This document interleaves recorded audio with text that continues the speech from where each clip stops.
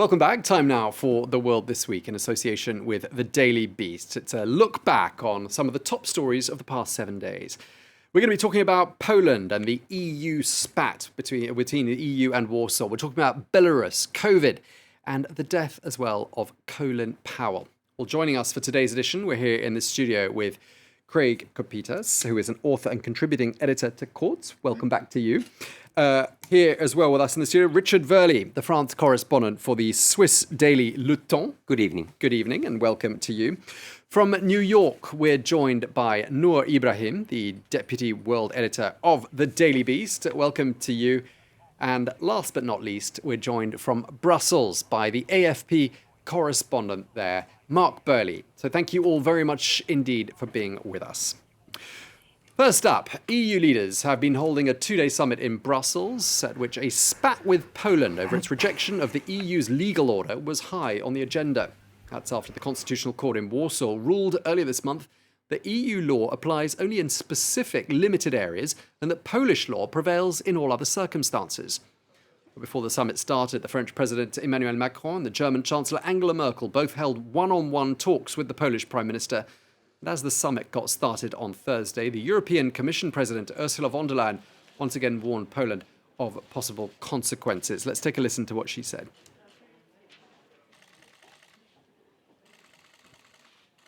When it comes to the rule of law in Poland, I've spoken extensively 2 days ago in the European Parliament about it.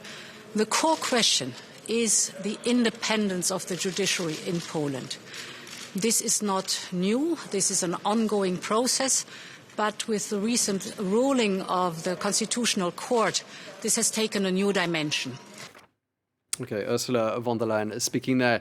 Well, since that summit was taking place in Brussels, let's go straight to Brussels and speak to Mark Burley, the AFP correspondent. Mark, I just want to ask you your thoughts on the summit as a whole. Was anything resolved, do you think, there? Well, no, I don't think anybody really thought it was going to get resolved over this summit. It was certainly a crisis that has been building. In a way, this has been building for 5 years, basically, since the Law and Justice Party in Poland has been in power. Things have been building up over time. And it sort of came to a head this month when the Constitutional Court in Poland took that ruling that you just mentioned. And all of a sudden, this is a fire that everyone's, if not trying to put out, at least trying to manage in a way that now there isn't any backing down at all. I mean, we've had the Polish Prime Minister. In fact, I think he may have just he may have just finished his post-summit press conference now. I mean, he's not backing down at all. He keeps using almost Brexit language that you would have heard before. He's talking about a superstate in Brussels that wants to trample the sovereignty of member states. There is a difference, though, with Britain in that, his constitutional court, which a lot in Europe see as beholden to his party, had this ruling made. It wasn't just they want to leave Europe. They just want to sort of curtail the powers of Brussels, but stay in the club. And he's very, very clear because Poland, unlike Britain, the Polish people are massively in favor of staying in Europe. Now, I mentioned that this is a firefighting exercise. That came down to Angela Merkel, the Chancellor. Now, this was her last summit. And, I have to wonder whether part of the general will of all the leaders to try and bring this under control for this summit, maybe not for later ones, but for this one, is because it was Angela Merkel's last summit as Chancellor. Of course, she's stepping down. And today was largely overshadowed by tribute, standing ovation to her and everything like that. Maybe they didn't want to spoil the party. Indeed. Yeah, you pick up on a lot of important points there. We'll talk a little bit more about Angela Merkel and her legacy, because that's an important part of that summit, in perhaps a couple of minutes. But let's just come back to the studio and come back to this issue of Poland. And let me just ask you, Richard, what is Poland playing at here? I think the Polish Prime Minister is mainly playing at his own people and at his own party at home. He's actually not facing the issue in Brussels, really. He's mainly trying to regroup the party behind him to make sure that his party is strong in power and strong enough to impress Brussels. And I think that's where the problem is, because we're not at the moment talking about a battle of experts, whether the judiciary decision of the Constitutional Court in Poland is right or wrong. That's what should happen, really. I mean, the EU Court of Justice is going to look at it, but that's not what we are seeing now. What we are seeing is a political game between Warsaw and Brussels. And this is where it is dangerous. And what from Paris, what worries me is that the EU Commission, after saying at first that it will be tough after Warsaw, has not been that tough. And it seems to me that Brussels is toning down a bit. And as you can see, and our colleague in Brussels was saying, if Brussels toned down at the moment, Warsaw is not going to back down. Okay, let me ask for your thoughts, Craig. I mean, all of this, as we heard from Mark, the majority of Polish people are happy members of the European Union. So this sort of playing with fire with Brussels, I mean, mightn't that all backfire terribly on the Polish leadership? Well, I think Mark mentioned the magic word here, resolve. The EU is always looking to resolve something. This has been the history of the EU. And that is the core of the EU's contradiction. You know, we're in France. Very famous French historian by the name of Jules Michelet. He wrote The History of France in the 18th century. It's considered one of the greatest history books ever written. And in this book, he said that France was not a nation. It was a person. And the French bought into this, and it's true. The EU is not a nation, and it's certainly not a person. It's an outgrowth of a coal and steel deal in the 50s. There's no there. The EU has no zest appeal. And why I point out to Michelet, he was a very critical historian. He was the fellow who coined the term Renaissance, which was from when you went from the Dark Ages to the Enlightenment. And that's what the EU has been trying to do for Lord knows how many years now, and they're just not successful at it because they're not a person and they're certainly not a country. Okay, well, very interesting perspective, and I'm definitely going to dig out that history book after this. You'll have to give me the name. Let's go and ask Noor in the United States, who's been keeping very quiet all the while. I mean, seen from your side of the Atlantic, do you hear all of this and think, oh my goodness, the European Union is falling apart at the seams and is more divided than ever before? Yes, and I think that one thing that we can't overlook is the fact that this is happening at the same time as a massive energy crisis. And I think what we're watching unraveling is that, when there are times of crisis like the EU is going through right now, I think it enables people to kind of show their true colors a little more and say how they really feel. So I think it's really exposed this underlying issue of it really is an identity crisis. You have, these nations that are so diverse, vastly different cultures. Can you, in the end, paint it with one brush and agree on something and say, okay, this is what we're all going to be standing for together? That the fact that the EU is in such a vulnerable place right now is just key here, I think. Well, sorry, but I do not think it's an identity crisis. And our colleague in Brussels just said it. The majority of the Polish people are supporting the European Union. So there is no identity crisis. There is a battle between a government and a party in Poland and the Brussels institution. And the main question is to know whether Brussels has the proper weapon to make the Warsaw government back down. So I would personally refute the term identity crisis. There might be an identity crisis in Poland, but certainly not in the EU at the moment brought in by the Polish. Noor, do you want to respond to that? If I can.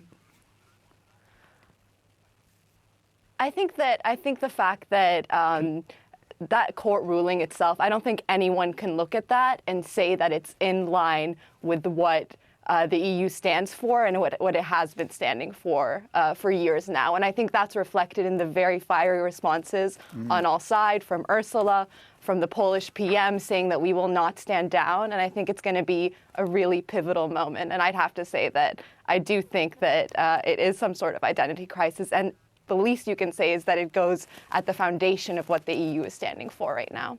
Okay, Mark, you wanted to jump in.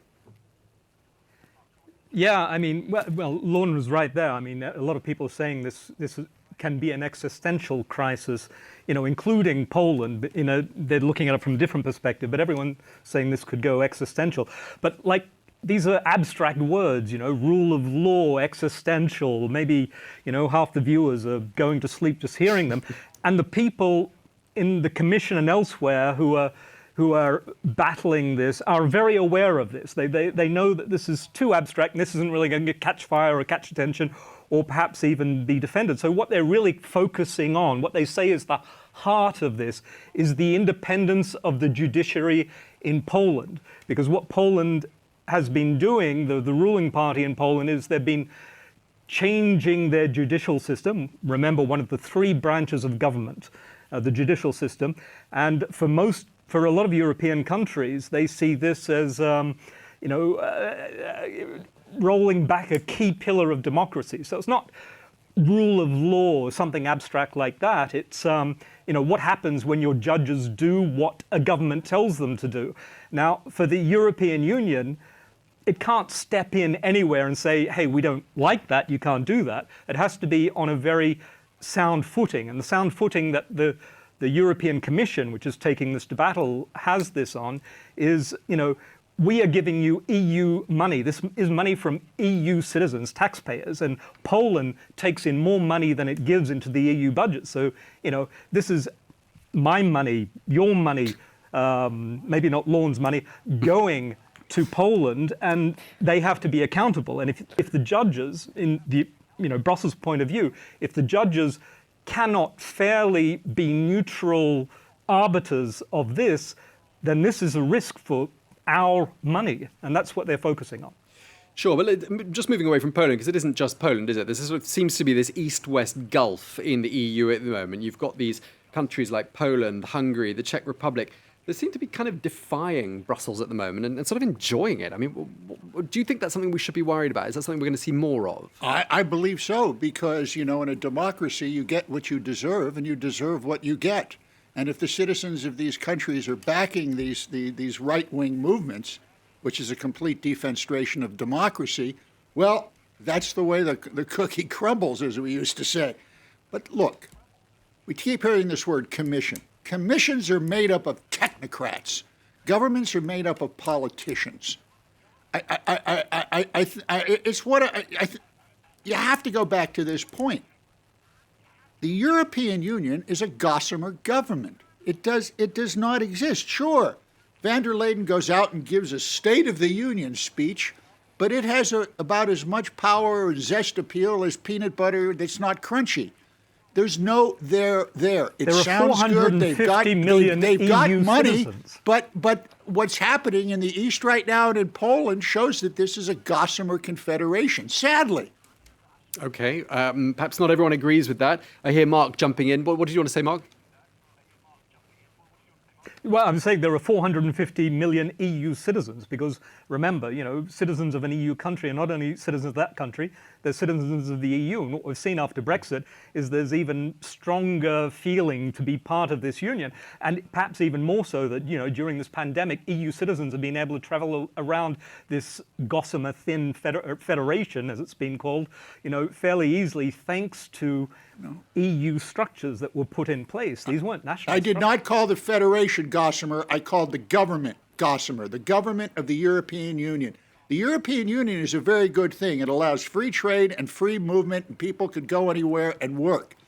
But they have mismanaged this operation from day one.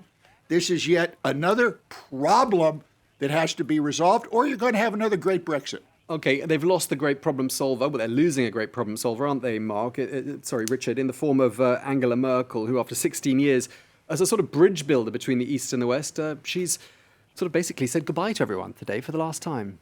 Well, last time we are not yet completely sure because the coalition may not be formed in Germany. Apparently, it will be by December, but you never know. It takes time in Germany. I think it is sad for Angela Merkel. Personally, I feel a bit sad. It would have been great if she could go out with a successful summit. It's a summit of division. It's a summit of problems. But in a way, it shows what she was doing for those many years. As you say, she was a bridge maker. She was trying to overcome difficulties. But come again to this issue of East-West. All opinion polls show that if today there were a referendum in those countries that you mentioned, are you for or against the EU? People would vote for the EU. So just don't forget that. It's not people vote for, when they vote for some party, nationally speaking, it doesn't mean that they are against the EU. Let's just ask Noor, because we're about to run out of time for this first half. We're going to move topics right after the break as well. But Noor, I mean, seen from your perspective, I mean, is the departure of Angela Merkel, who, by the way, I discovered today is of German and Polish descent, is her departure a great loss for the EU? I think so, because she's just, developed into this person who is such an icon on many different issues, like refugee issues. And I think that it's going to really mark a very big change, not just in Germany, but for the EU as a whole. So we haven't had much time to see how that's going to develop, and I don't want to, speculate about that. But I think it's a really, vital shift that's happening. Okay, and do we think she said herself today, Angela Merkel, that her successor's got his work squarely cut out for him? I think it'd be difficult to disagree with that. Mark, your thoughts? Well, she held a press conference after the summit, and she said she was very much aware that she's leaving at a time of concern for the European Union, and her successor is going to have a lot of challenges in front of him. It was kind of interesting, anybody who's seen her over the years knows she's very workmanlike. She just gets down to work. She didn't want to fuss. All of the stuff that went on to give her farewell from Brussels, which presumably is her last one, was done behind closed doors. There wasn't any media event for this. And the convener of the European summits, Charles Michel, the European Council president, he sort of said, EU summits without Angela is like Rome without the Vatican or Paris without the Eiffel Tower. Okay, well, that makes it, that puts it in very clear terms. Thank you for that. You've had the last word of the first half, Mark Burley in Brussels. Do stay with us. We'll be back with part 2 of The World This Week in just a moment.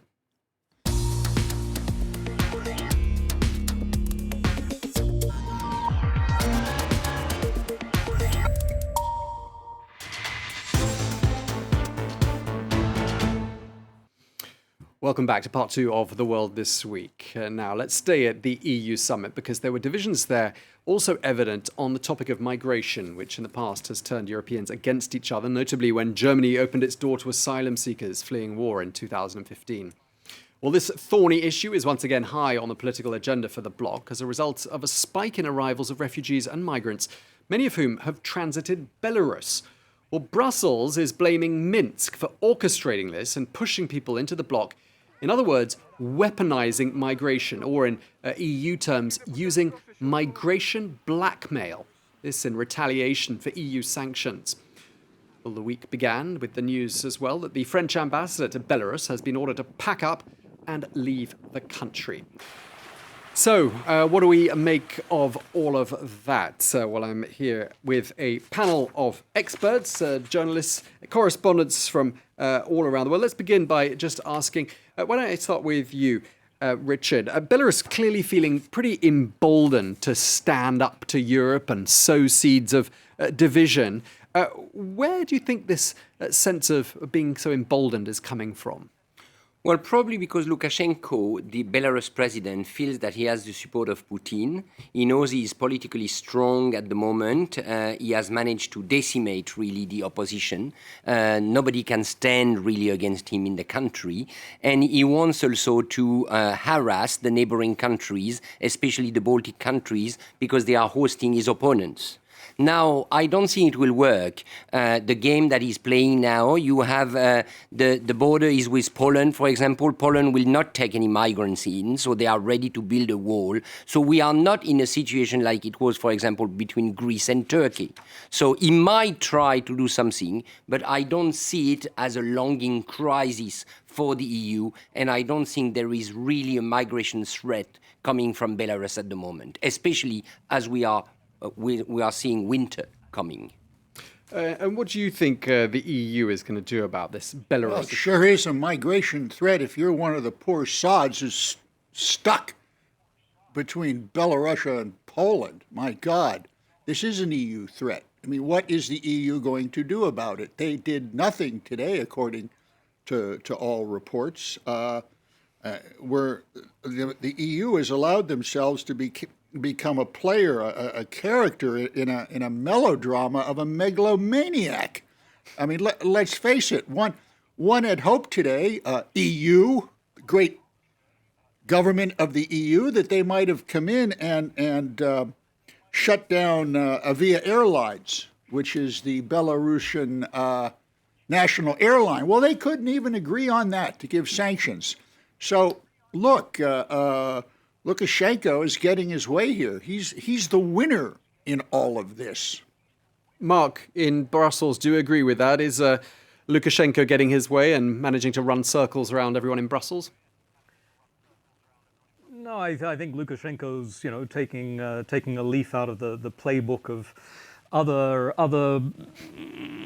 strongman leaders that are using what tools are at their disposal to fight back at a much bigger power, like Maduro in Venezuela, or Cuba did at one point with migrants as well.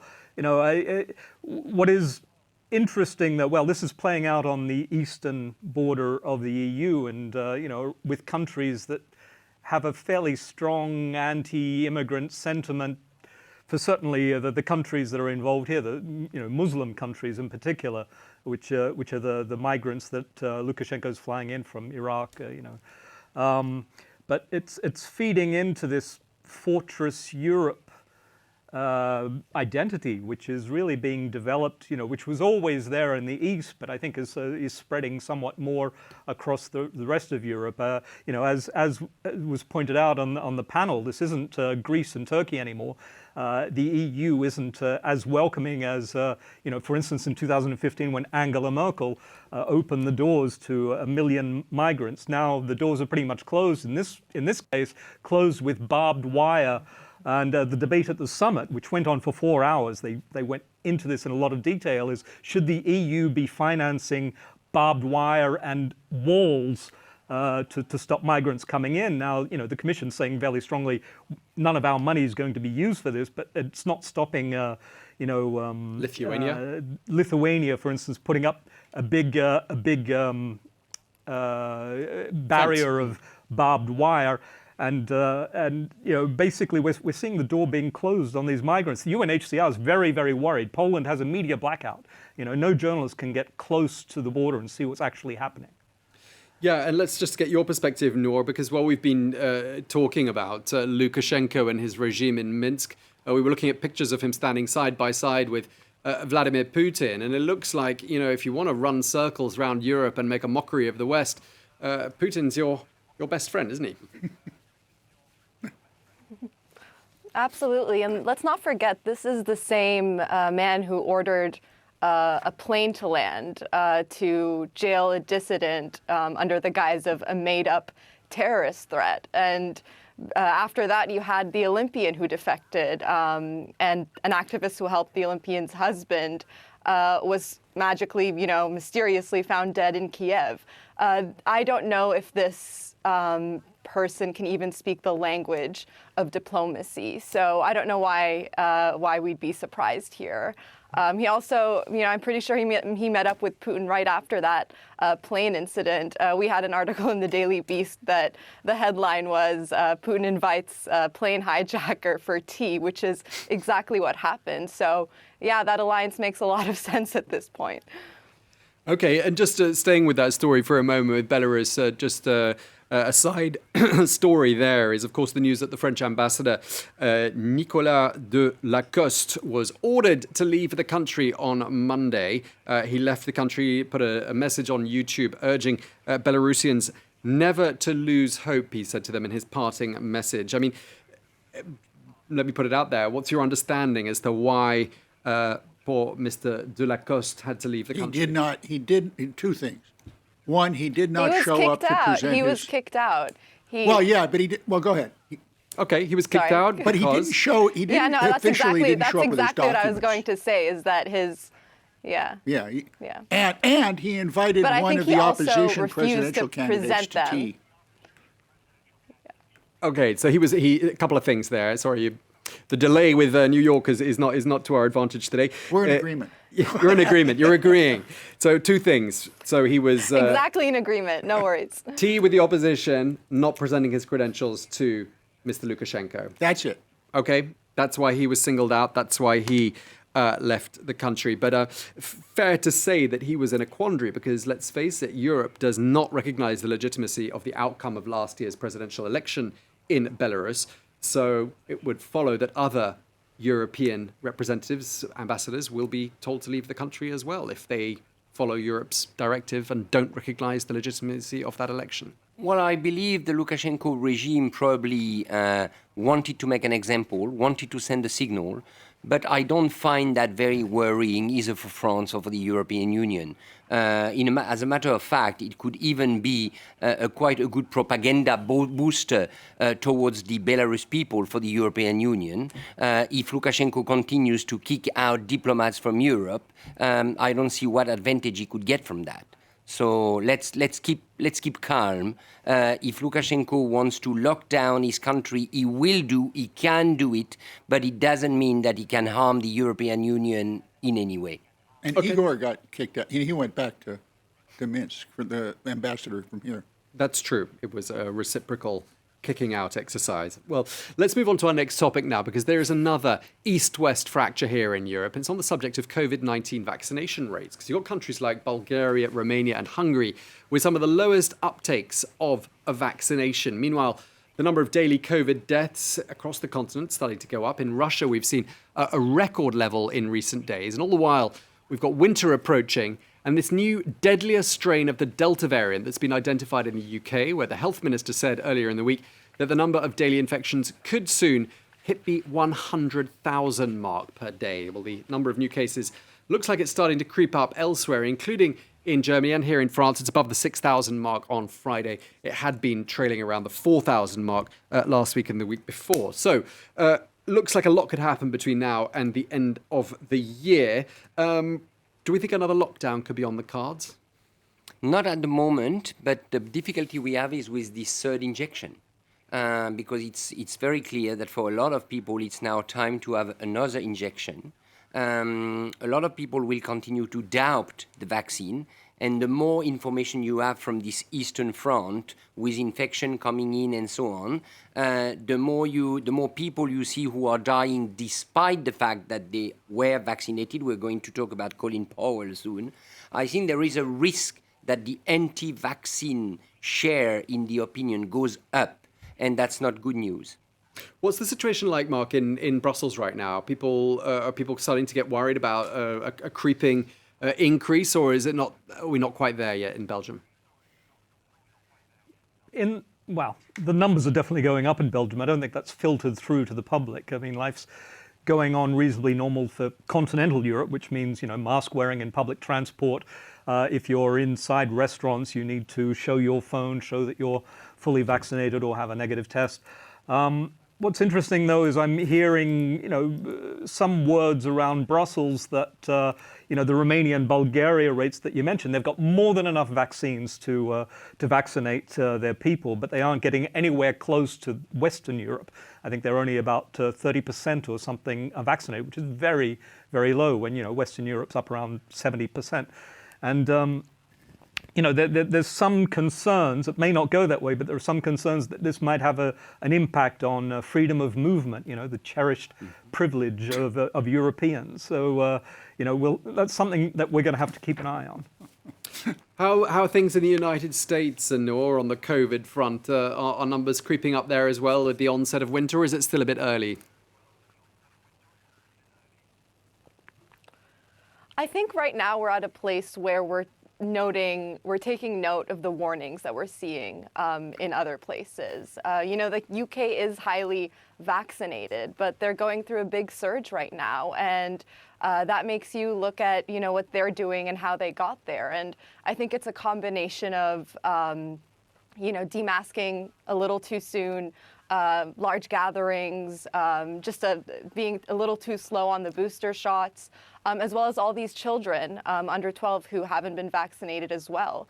So I think we're at a stage where, it's not quite alarm, or at least not here in New York, but we're definitely watching closely what's happening in other very vaccinated countries as well, and kind of trying to predict what direction that's going to take.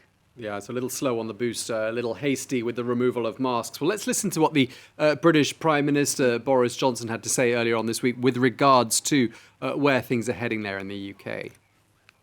The numbers of infections are high, but we're within the parameters of what the predictions were, what SPI-M and the others said where we would be at this stage, given the steps that we've taken. So we're sticking with our plan. I think the most important thing people can do now is just get that booster jab.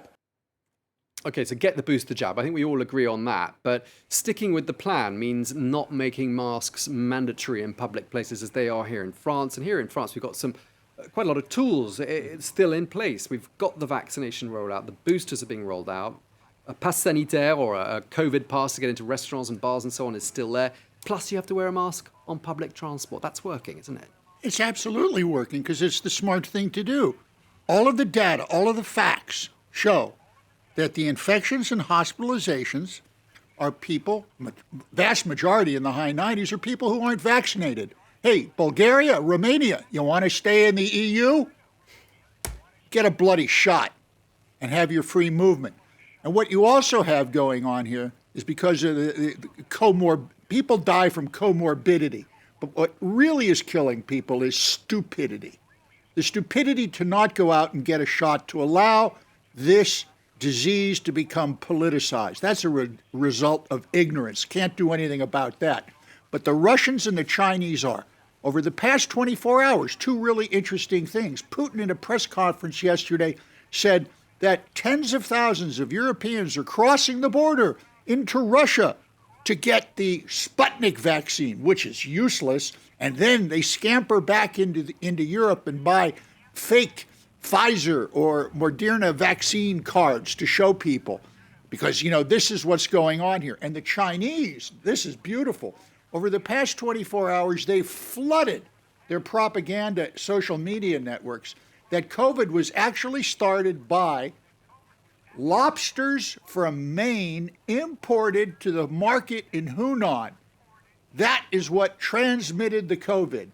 And you have millions upon millions of people believing this nonsense. And we just merrily go along.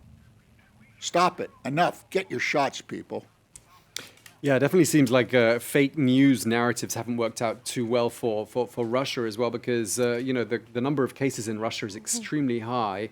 The number of the uptake has been extremely low, and a lot of the anti-vax sentiment has originated from Russia in the first place. Noor, I think you wanted to jump in.